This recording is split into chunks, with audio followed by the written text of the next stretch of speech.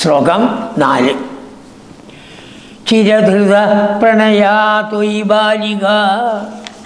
ഹേ ഗുരുവായൂരപ്പ, ആ കുട്ടി പ്രായപൂർത്തിയൊന്നും ആയിട്ടില്ല, നേരത്തെയാണ് വിവാഹം നടക്കുന്നത്. അങ്ങനെ ആ രുക്മിണി വളരെ കാലമായി, ഏകദേശം ആ ഓർമ്മ വെച്ച സമയം തൊട്ട് കൃഷ്ണനെ തന്നെ സ്നേഹിച്ചവളാണ്.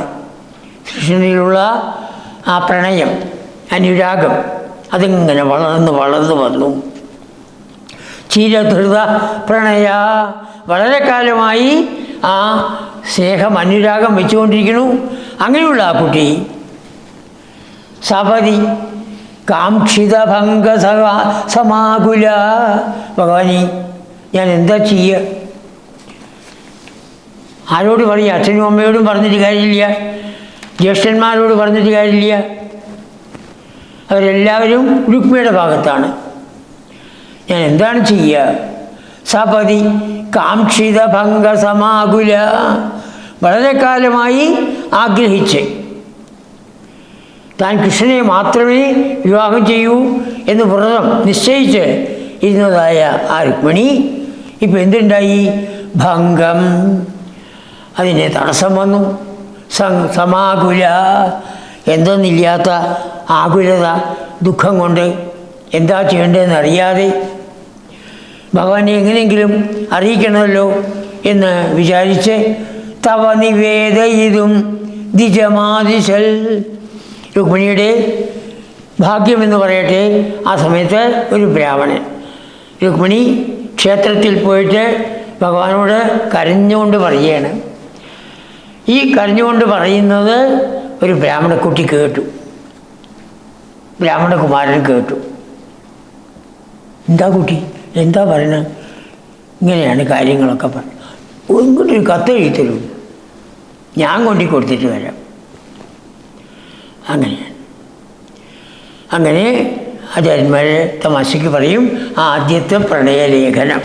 അതാണ് ആദ്യത്തെ പ്രണയലേഖനം.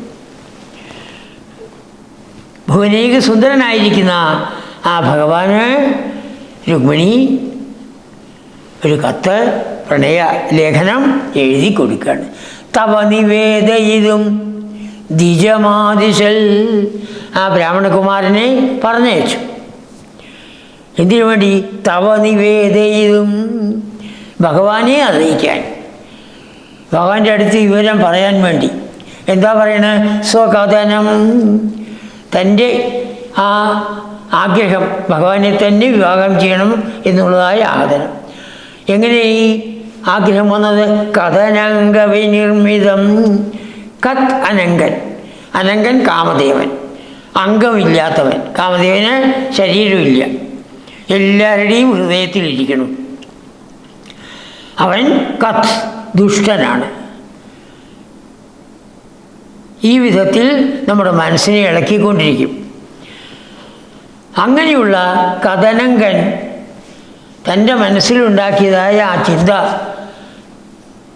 മൂലം ഞാൻ അങ്ങയിൽ എന്തെന്നില്ലാത്ത അനുരാഗവതിയാണ്, അതുകൊണ്ട് എന്നെ രക്ഷിക്കണം. പിന്നെ വിവരങ്ങളെല്ലാം പറഞ്ഞു. ജ്യേഷ്ഠനാണ് ഇതാ കൊടുക്കാൻ പോകുന്നത്, അത് ശിശുപാലനാണ് കൊടുക്കാൻ പോകുന്നത്. 2-3 ശ്ലോകത്തിൽ പറയുന്നുണ്ട്. അതെല്ലാം എഴുതി ആ പ്രണയലേഖനം ആ ബ്രാഹ്മണകുമാരൻ്റെ കയ്യിൽ കൊടുത്തയച്ചു. തവ നിവേദയിതും ദ്വിജമാദിശൽ സ്വകഥനം കഥനങ്ക വിനിർമ്മിതം. കത്തായ അനങ്കൻ, അനങ്കൻ കാമദേവൻ, ചീത്ത സ്വഭാവത്തോടു കൂടിയവൻ, നമ്മളെ ഈ വിധത്തിൽ കൊണ്ടിട്ട് ഏതെങ്കിലും വിധത്തിൽ നമുക്ക് ദുഃഖം ഉണ്ടാക്കുന്ന വിധത്തിലേക്ക് നയിക്കും. അതാണ്, അതുകൊണ്ടാണ് കത്ത് എന്ന് പറഞ്ഞത്. കത്ത് എന്ന് വെച്ചാൽ ചീത്ത എന്നുള്ളതായ അർത്ഥമുണ്ട്. അങ്ങനെ ഈ കാമദേവനാൽ എൻ്റെ മനസ്സ് ഇളകി അങ്ങയിൽ തന്നെ എന്തെന്നില്ലാത്ത അനുരാഗത്തോടുകൂടി ഇരിക്കുന്നവളാണ് ഞാൻ. എൻ്റെ ആഗ്രഹത്തിനെ സാധിപ്പിച്ചു തരണേ എന്ന നിലയ്ക്ക് പ്രണയലേഖനം എഴുതി ബ്രാഹ്മണകുമാരൻ്റെ കയ്യിൽ കൊടുത്തയച്ചു. അപ്പോൾ ഏതാണ് ഈ ബ്രാഹ്മണകുമാരൻ? ഭാഗവതത്തിൽ പറയുന്നില്ല. പക്ഷെ ആചാര്യന്മാർ വേറെ ഏതെങ്കിലും പുരാണം ഉണ്ടാവാം. 36 പുരാണങ്ങളാണ്. എല്ലാം വായിച്ചവർക്കേ പറയാൻ സാധിക്കും. അപ്പോൾ ഏതെങ്കിലും പുരാണത്തിലുണ്ടാവാം. വാൽമീകിയാണ് എന്നാണ് പറയുന്നത്. രാമാവതാരത്തിൽ രാമൻ സീതയെ ഉപേക്ഷിച്ചു. ആ ഉപേക്ഷിച്ച സീത തൻ്റെ ആശ്രമത്തിലാണ് 2 കുട്ടികളെ പ്രസവിച്ചത്, ലവൻ, കുശൻ. അവരെയും കൊണ്ട് ഈ രാമായണമെല്ലാം കേൾപ്പിച്ചു. അതിനുശേഷം സീതയെ സ്വീകരിക്കാൻ രാമൻ തയ്യാറായി. എപ്പോൾ സ്വീകരിക്കാനായിട്ട് സഭയിലേക്ക് വന്നുവോ, ദേവി ആ ഭൂമി പിളർന്ന് താഴോട്ട് പോയി. സ്വീകരിക്കാൻ സാധിച്ചില്ല. എന്നാൽ ഇവരെ 2 പേരെയും ഒന്നിച്ചാക്കിയിട്ടേ ഇരിക്കൂ എന്ന് വാൽമീകി ഒരു തീരുമാനമെടുത്തു.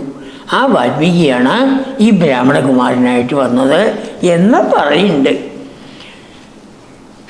ഭാഗവത്തിൽ പറയുന്നില്ല, വേറെ ഏതെങ്കിലും പുരാണത്തിൽ ആചാര്യന്മാർ പറയുന്നതാണ്.